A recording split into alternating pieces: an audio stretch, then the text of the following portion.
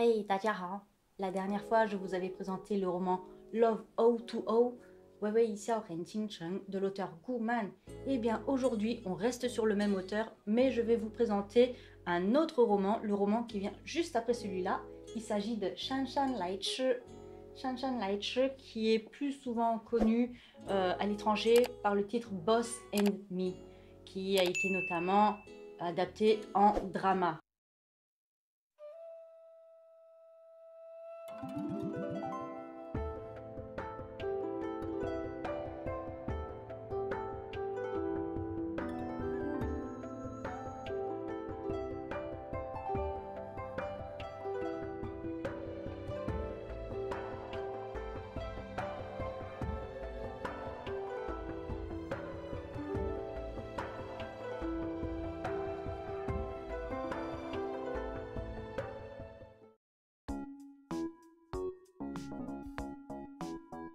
Un jour, un appel téléphonique réveille Shanshan en pleine nuit. C'est un certain hôpital de Shanghai qui lui demande de se rendre dans son service de gynécologie le plus rapidement possible. Mal réveillée, Shanshan prend un taxi en toute hâte sans bien réfléchir à ce qui se passe réellement. Arrivée à l'entrée de l'hôpital, elle se fait accoster par deux hommes habillés en noir qui lui demandent de les suivre jusqu'à l'intérieur du bâtiment. Arrivée au service de gynécologie, Shanshan voit arriver un homme en panique qui la supplie de sauver son épouse.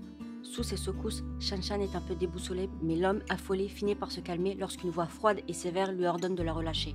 La voix vient d'un homme grand et hautain qui se dirige vers eux. Arrivé à hauteur de Shanshan, celui-ci demande son groupe sanguin puis lui demande de donner son sang pour sa sœur cadette qui est en plein accouchement. Shanshan sait bien que son groupe sanguin est très rare et accepte volontiers de le donner afin de sauver deux vies. Toutefois, elle reste perplexe sur quelques points. Qui sont ces gens? Et surtout, comment savent-ils ces informations personnelles? C'est après avoir posé bêtement la question que Shanshan se rend compte que le jeune homme en question s'appelle Feng Teng. Il est le riche héritier, le CIO de la grande compagnie Feng Teng, dans laquelle Shanshan travaille. Elle vient donc de sauver la petite sœur de son big boss. Xue Shanshan est une jeune fille extrêmement naïve, joviale et très gourmande de 22 ans. Elle vient tout juste d'être diplômée d'une petite université de seconde zone et s'est vue acceptée dans l'une des plus grosses compagnies chinoises Feng Teng, dont le siège est basé à Shanghai.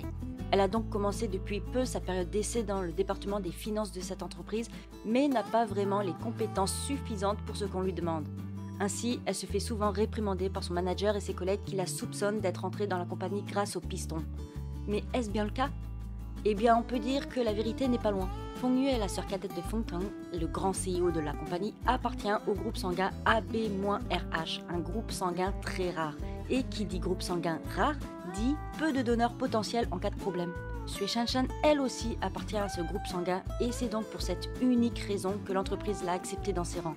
Mais ça, Shanshan ne le sait pas encore.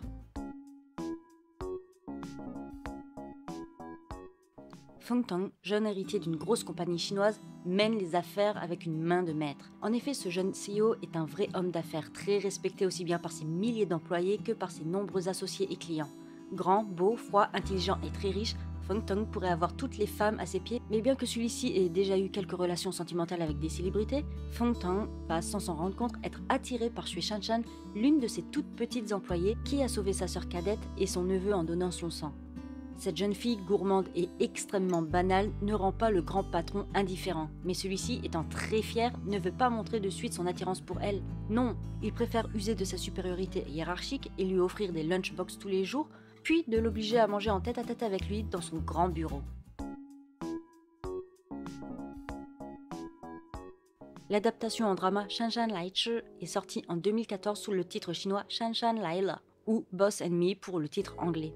Ce drama a été réalisé par Liu Junjie et nous retrouvons les acteurs Zhang Han et Zhao Liying dans les rôles respectifs de Feng Teng et Shanshan, nos deux personnages principaux. Ce drama, composé de 33 épisodes d'une durée environ de 45 minutes chacun, rajoute pas mal d'intrigues, pas mal de personnages par rapport au roman original. Cependant, toutes ces intrigues rajoutées ne font pas traîner l'histoire en longueur car elles sont intéressantes. Et oui, outre le fait d'être mignon et romantique, ce drama nous montre également un aspect assez féministe, où la femme s'impose dans la société moderne. Je m'explique. Au début, on nous montre des personnages féminins qui, même si elles sont venues à Shanghai tenter leur chance, suivent le chemin tracé du modèle typique de la bonne future épouse. pensée qui est notamment véhiculée par la mère de Liu Liu, la cousine de Shan Shan. Elle force sa fille à entretenir une relation amoureuse avec un riche héritier qui est une vraie ordure. Liu Liu et lui ne s'entendent pas du tout, mais la jeune femme n'ose pas aller contre le souhait de sa mère. La situation de Shan Shan est déjà mieux, elle n'a pas de pression au niveau de ses parents, mais avant d'entamer sa relation amoureuse avec Feng Tong, son grand patron, et au début de sa relation avec lui, on peut dire qu'elle se laisse faire, elle ne prend aucune décision. Mais on voit au fil des épisodes que ce tableau change. Elle prend confiance en elle, elle commence à prendre des décisions, etc. On peut dire que c'est une forme d'émancipation de la femme dans une relation sentimentale. Attention, là je dis bien une forme, car Shan Shan compte quand même beaucoup sur Feng Tong. Je tiens à ajouter que le modèle de l'épouse parfaite qui reste à la maison et qui jouit des revenus de son mari est notamment véhiculé par la petite sœur de Feng Tong, donc une femme venant d'une famille très aisée. Pour ma part, les femmes les plus indépendantes dans ce drama sont l'amie de Shan Shan, Liu Shuangyi, qui est l'auteur de romans d'amour. Ensuite, il y a Yuan Li Shu, la meilleure amie de la petite sœur de Feng Tong, puis l'employé de l'entreprise Feng Tong, Zhou Xiaowei, et enfin Liu Liu et par la suite Shan Shan, car elles finissent par créer leur propre entreprise, leur propre marque de bijoux. Certains pourront être énervés par le jeu de l'actrice principale Zhao Liying, mais il ne faut pas lui en vouloir, le personnage féminin dans le roman est très naïf et gnangnan. C'est une fille qui vient de la campagne et qui est un peu à l'ouest, mais on finit par s'y habituer. J'ai une anecdote. La première fois que je suis arrivée en Chine pour mes études, j'avais fait la rencontre d'une jeune étudiante chinoise et elle était pire que Shan Shan. C'était insupportable. À croire qu'elle prenait tous les modèles des personnages féminins, de tous les animes confondus, de tous les dramas cucu confondus, pour se créer son propre modèle à elle. Ça faisait très très très peur. Bon, après, ne pensez pas que toutes les Chinoises sont comme ça, hein. Là, c'était un cas très très très particulier. Je pense que cette fille-là avait un petit problème et peut-être aussi que ses parents l'avaient trop surprotégée, trop gâtée. C'est une petite princesse. Donc oui, c'est rare, mais on peut rencontrer des personnes comme Shan Shan dans la vraie vie. Non, pire que Shan Shan. Donc pour revenir au jeu d'acteur, ce n'est pas parce que l'actrice Zhao Liying joue mal, non, elle incarne son personnage à la perfection car Shan Shan, elle est comme ça. Zhao Liying est une très bonne actrice, j'ai regardé plusieurs films et dramas dans lesquels elle a joué et je peux vous dire que chaque rôle incarné par elle est unique. Zhang Han est également un bon acteur, ici il incarne Feng Tong, notre rôle masculin principal, et son jeu colle parfaitement au personnage tel qu'il est décrit dans le roman, à savoir un jeune PDG arrogant, calculateur et froid. Ce qui est pour les autres personnages, on peut croire que certains jeux d'acteurs et d'actrices est moyen. Mais là, une fois de plus, il faut avoir lu le roman pour se rendre compte qu'ils ont bien calqué leur personnage par rapport au roman, où ils ont compris le sentiment du roman, le style du roman. Là, bien sûr, je parle pour les personnages ajoutés dans le drama. On peut donc retrouver le personnage de la meilleure amie faux folle, de la cousine sérieuse, des collègues de travail faux cul, du don Juan, de la nana belle, intelligente et indépendante qui est amoureuse du perso masculin principal, de la jeune fille héritière qui vit un peu dans son monde, etc. Ce sont un peu des personnages clichés, mais qui trouvent bien leur place dans ce genre de romance. Lorsque j'ai re-regardé le drama pour cette vidéo, j'ai remarqué plein de petits détails que j'avais loupés lors des anciens visionnages et j'ai trouvé ça rigolo et j'aimerais vous les partager avec vous. Le premier petit détail qui m'a fait sourire, l'accent des vieux employés de l'entreprise. L'intrigue se déroule à Shanghai, une très grande ville située au sud-est de la Chine. Le réalisateur a fait attention de mettre des acteurs qui ont l'accent du sud. Si vous êtes en train d'étudier le chinois mandarin, vous pourrez remarquer que le chef de département de Shan Shan, par exemple, a l'accent du sud. C'est assez rare de laisser directement un accent dans un film ou dans un drama chinois. Le plus souvent, quand les acteurs ont un accent particulier, eh bien, il est doublé. Voilà, il est doublé par un doubleur. Alors que là, non. Là, je pense qu'ils ont fait exprès de ne pas doubler ces acteurs-là pour donner plus de réalisme au drama. Dans le roman, Shan Shan commence à faire des rêves étranges où elle incarne un petit lapin blanc qui est dans l'herbe en train de manger de l'herbe et qui n'arrête pas de se faire embêter par un gros tigre qui est nul autre que Feng Tang, son gros big boss. Si on regarde bien dans le drama, on voit souvent Shan Shan avec une peluche lapin blanc aux grandes oreilles. Le choix de cette peluche n'est pour moi pas anodin et fait un petit clin d'œil au roman. Au début du drama, le style vestimentaire de Shan Shan est assez simple. Elle a le plus souvent un gros pull en laine, une grosse écharpe, une jupe avec des collants ou un jean avec des bottes. Pour la coiffure, elle a toujours les cheveux attachés en chignon. Mais lorsqu'elle commence à sortir avec Feng Tang, elle change tout à coup de coiffure. On voit une Shan Shan avec les cheveux détachés. Son style vestimentaire change également petit à petit. Son style devient de plus en plus mature. Elle commence à porter des vestes cintrées, elle se chausse de talons aiguilles, etc. C'est un détail qui n'est pas unique à ce drama. J'ai déjà pu remarquer à de nombreuses reprises que dans ce genre de drama romance, il y a ce genre de transformation. Enfin, je ne sais pas si vous l'avez remarqué, mais tout le long du drama, les acteurs portent des vêtements divers. Or, dans le roman, l'intrigue ne se passe pas uniquement lors de cette saison. Il est donc très probable que le tournage a été fait en hiver, tout simplement. N'allez pas croire qu'il fait toujours froid à Shanghai, bien au contraire. Voilà quelques petits détails que j'ai pu remarquer. Bon, bien sûr, il y en a plein d'autres, mais je ne vais pas vous les dire tous là maintenant. Je vous laisserai les découvrir lors de votre visionnage. Ah, et bien entendu, le drama est disponible sur Internet avec de nombreux sous-titres, notamment anglais et aussi français. Une adaptation thaïlandaise, un drama ou La Corne pour spécifier les dramas thaïlandais, est sorti en 2021. Celui-ci dure 40 épisodes d'une quarantaine de minutes chacun. J'ai commencé à le regarder, il me reste environ 10 épisodes, quelque chose comme ça, et c'est une adaptation assez intéressante pour moi. Je n'ai jamais regardé de La Corne, donc il y a des codes que j'ai du mal à prendre au sérieux, mais sinon, l'histoire, bien que transformée, est assez proche de l'histoire originale quand même. On voit que les scénaristes ont lu le livre original et regardé le drama chinois, car il y a des scènes du livre que l'on peut retrouver dans ce La Corne, mais qui ne figurent pas dans le drama chinois.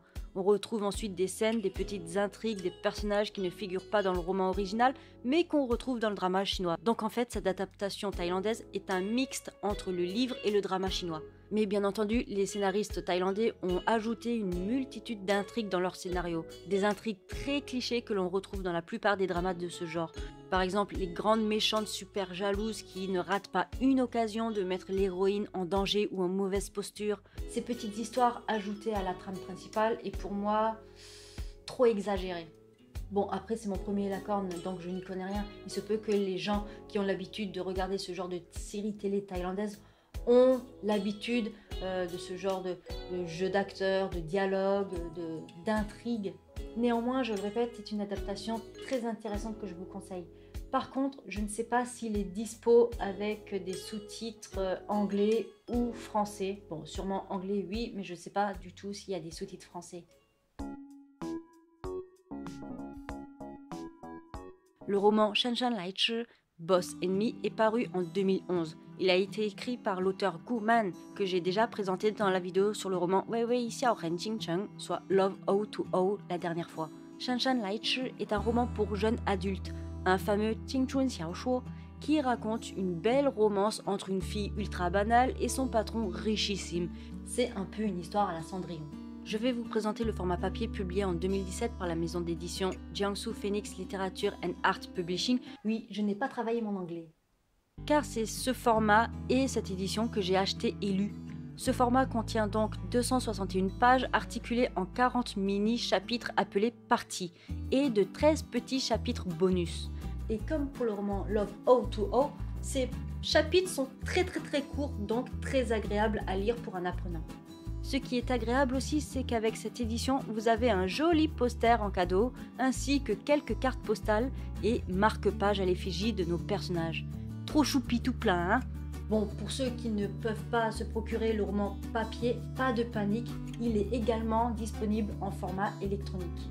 Malheureusement, pour les non-apprenants ou les non-sinophones, le roman n'est pas disponible dans notre langue. Il n'y a pas encore de traduction. Mais si vous savez lire l'anglais, vous pouvez trouver le roman traduit par des lectrices sur Internet. Je ne sais pas si vous avez noté, mais le titre du roman et le titre du drama sont légèrement différents en chinois. Si vous avez vu ma dernière vidéo sur le roman Love O2O, vous vous souvenez peut-être que je vous avais dit que l'auteur Gu Man aimait des fois faire des jeux de mots avec les titres de ses romans. Et le roman Boss and Me, Shanshan Laichi, n'a pas fait exception. Le titre chinois de l'œuvre écrite est Shanshan Laichi, qui est composé du nom de notre protagoniste Shanshan. Nous avons ensuite le caractère Lai, qui veut dire venir, et enfin le caractère Chi, qui signifie manger. Shanshan Laichi veut donc dire Shanshan vient manger. Un petit clin d'œil au personnage de Feng Tong, le big boss de Shanshan qui l'oblige tous les jours à manger des bento avec lui dans son bureau. Mais le jeu de mots va encore bien plus loin. Shanshan Laichi, cette prononciation fait immédiatement penser à une expression, un groupe de mots, celui de Shanshan Laichi, qui veut dire s'attarder, tarder à venir. Ici, dans ce titre, Gu Man nous montre un peu la personnalité des deux personnages principaux, celui de Feng Tong, qui use de sa position hiérarchique pour ordonner à Shanshan de venir manger, et celui de Shanshan qui n'est pas du tout enthousiaste à l'idée de devoir manger tous les jours en tête-à-tête avec son big boss qui lui fait peur. Donc le titre veut dire à la fois Shanshan vient manger, ordre de Feng Tong, et Shanshan tarde à venir, sous-entendu que Shanshan va manger avec son boss contre sa propre volonté.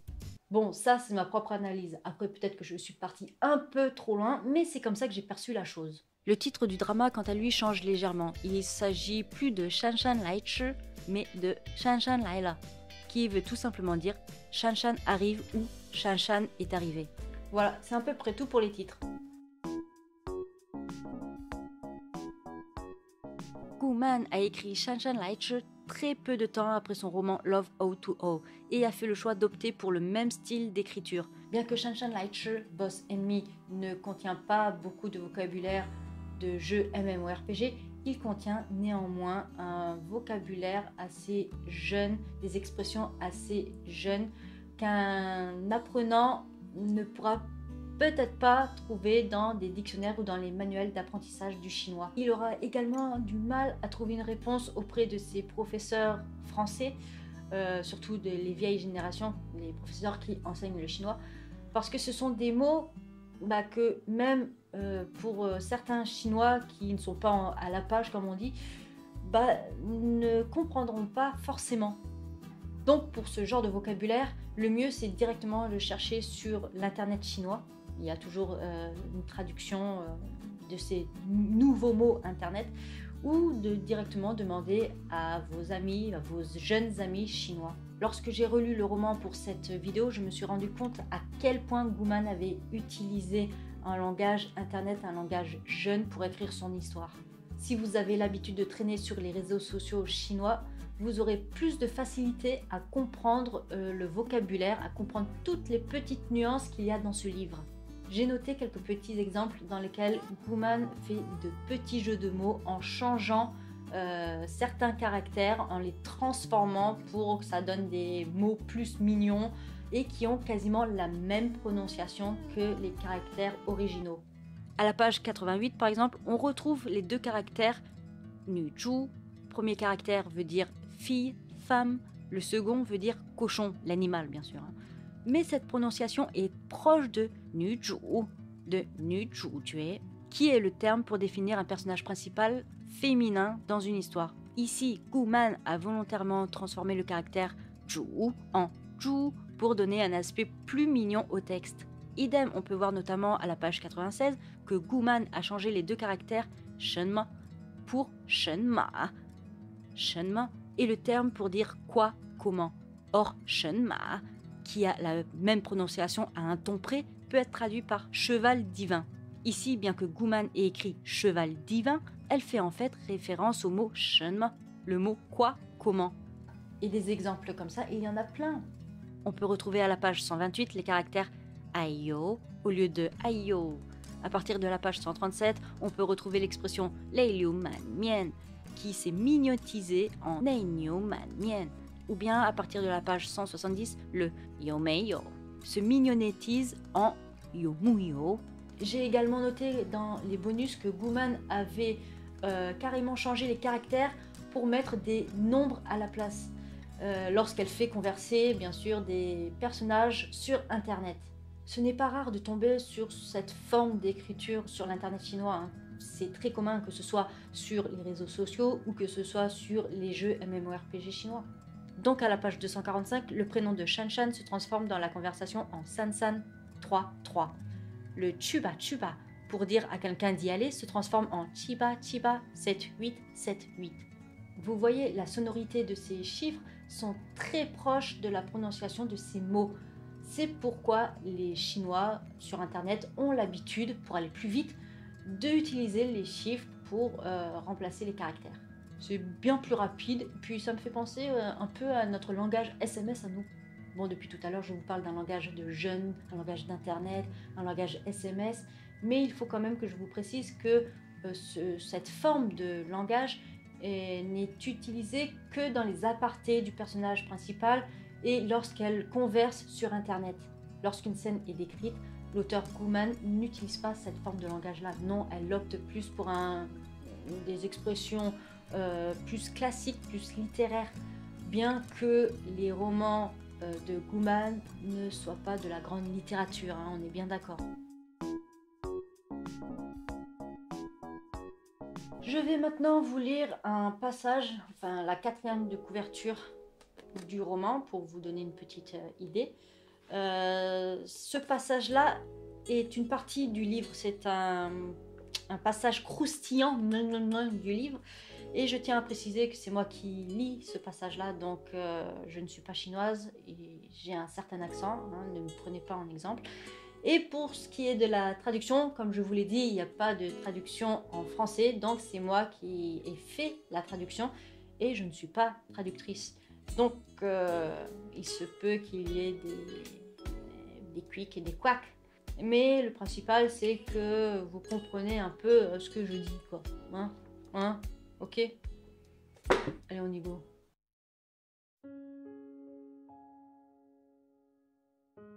风腾。第一次直呼他的名字，珊珊有点不自在。不过这种时候，怎么也没法叫总裁吧。我没谈过恋爱，所以不知道到底应该是怎么样的。年会之前，我明明没想过这些的，可是后来，他抬起头来，尽力看着他的眼睛。前几天看不见你，我很失落。看到你在警察局外面等我，我觉得很丢脸，可是又好高兴。你带我来这里的时候，我虽然觉得不应该，可是还是很高兴。刚刚和你吃年夜饭，我还是很开心。我没有你的密码，但是我可以把我的密码告诉你，摊开来给你看。我想我已经喜欢你了，那么你看清楚，我是你喜欢的吗？他什么都不懂，所以面对聪明人，只有笨办法。珊珊不自觉地抱住膝盖，缩进沙发里，可是眼睛却是一眨不眨地看着他的。他的神情看起来怯懦而又勇敢，眼睛里装满了小心翼翼的期待。薛珊珊从来都是引人发觉，让人看了就想欺负的捏几下的。可是风腾此刻却前所未有的，蓦地心中一动。薛珊珊，他揽过他的肩膀，缓缓低头，在他的额上亲了一下，说：“我们试试吧。”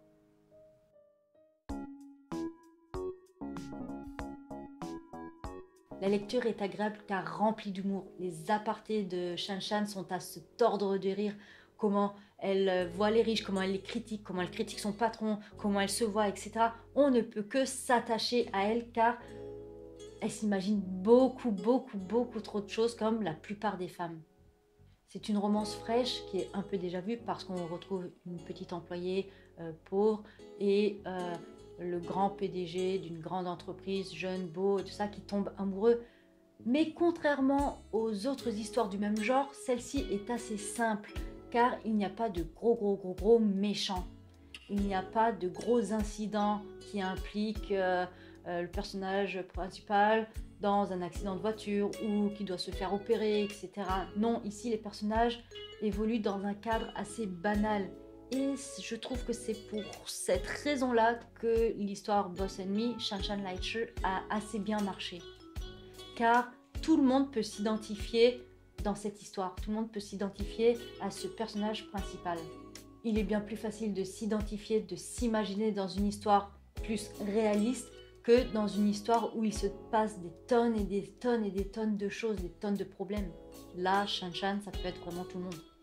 Ce qui est bien dans ce roman, c'est que l'histoire ne traîne pas en longueur. Bon, déjà, il n'y a pas beaucoup de personnages, donc on ne se perd pas. Ensuite, la relation des deux protagonistes évolue rapidement.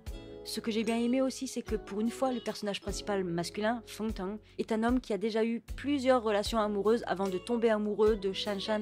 Ce n'est donc pas le grand garçon qui ne s'y connaît rien aux femmes. Tiens, en parlant de lui, je vais faire ici une petite parenthèse pour clarifier un point. Dans le drama et le roman, Feng Tang est montré comme un homme extrêmement froid, hautain, sévère, un peu despote, un homme qui commande Shanshan. Ce genre de comportement énerve souvent nous, occidentaux. Mais il faut pas oublier que ce genre de personnages sont le plus souvent imaginés par les femmes elles-mêmes. Il ne faut pas oublier que ces histoires-là sont avant tout écrites pour un public chinois. Les femmes chinoises n'ont pas forcément la même vision de romantisme que nous, occidentales. Pour elles, dans ce genre de romance, un homme autoritaire, sévère, hautain, froid est considéré comme un homme intelligent, un homme sérieux, quelqu'un qui est digne de confiance, quelqu'un de rassurant. A contrario d'un homme blagueur qui sera considéré comme un homme peu fiable, un homme peut-être pas très intelligent, quelqu'un qui n'est pas en mesure d'apporter une certaine stabilité dans une relation amoureuse. Bien entendu, je vous parle là d'un genre de fantasme attendu des femmes dans ce genre de romance fleur bleue. N'attendez pas que ce soit comme ça dans la vie réelle, hein. Donc ce que je veux vous dire, c'est qu'il ne faut pas s'arrêter sur le comportement de tel ou tel personnage dans ce genre de romance, parce que ça ne reflète pas la réalité.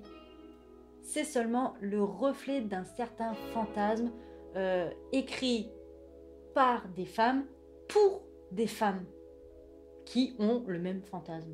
C'est juste une culture différente, une vision du romantisme différent d'une autre, des fantasmes différents. Mais je peux comprendre que ce genre de comportement de personnage masculin dans ce genre de romance puisse vous énerver, car je suis comme vous, hein, des fois, encore là, Feng Tang dans cette romance-là, ça va, hein, mais je suis tombée sur des romans où le personnage masculin principal fait des choses impardonnables. Bref, ce que je veux vous faire passer comme message, c'est que ce n'est pas parce que ce genre de comportement est décrit dans les romans ou dans les dramas, etc., que c'est le reflet de la vie réelle. Non, non, non, loin de là. Il ne faut pas se méprendre. Bref, voilà, petite parenthèse terminée. Comme je vous l'ai dit un peu avant, le roman comporte également 13 petites parties bonus dans lesquelles nous pouvons retrouver nos deux protagonistes Wei Wei et Xiaonai du roman Love O2O. Ding ding. Je vous avais dit la dernière fois dans la vidéo de présentation de ce roman-là que les personnages de Boss Enemy et les personnages de Love O2O avaient une certaine relation. Et c'est dans les bonus de Boss Enemy. Nous pouvons les voir interagir, nous pouvons les voir évoluer ensemble. C'est pour ça que je vous conseille de lire en premier le roman Wei Wei Xiao Ren Qing Cheng, le roman Love O2O, et ensuite le roman Boss Enemy Shanshan Lightshi. D'ailleurs, en vous parlant du roman Love O2O, ça me fait penser que Guman a également repris le MMORPG Mongyo Jianghu dans son second roman Boss Enemy. On peut voir notamment Shanshan jouer à ce jeu-là pour défouler toute sa colère contre son grand patron avant de dormir. Le drama nous montre aussi ce détail d'ailleurs, mais ne reprend pas le même MMORPG que dans le Love O2O. Gouman a laissé un petit mot à la fin de son roman pour ses lecteurs, nous promettant une suite pour les années 2020. Une suite qui parlera des futures générations. Par contre, je ne sais pas du tout quand est-ce que ce roman va sortir parce que je ne vous l'ai pas dit, mais Gouman est aussi surnommée Tortue parce qu'elle est très lente dans son travail d'écriture. Donc je pense que il va falloir encore attendre quelques années avant de pouvoir lire un prochain roman, une suite possible à Love O2O et à Shanshan Laichi. Faut s'armer de patience les amis. Voilà, je vous ai tout dit sur le roman Boss and Me, Shanshan Laichi. J'espère que je vous ai donné envie de lire le roman ou que je vous ai donné envie de découvrir ou de redécouvrir le drama ou de découvrir aussi l'adaptation thaïlandaise. N'oubliez pas, c'est une très bonne adaptation oui, qui est très intéressante. Et voilà, je ne vais pas m'étendre sur le sujet. Si vous avez aimé cette vidéo-là, n'oubliez pas de cliquer sur j'aime, de commenter, de la partager, ça m'aiderait beaucoup. Et je vous dis à la prochaine pour une prochaine vidéo. Bye bye!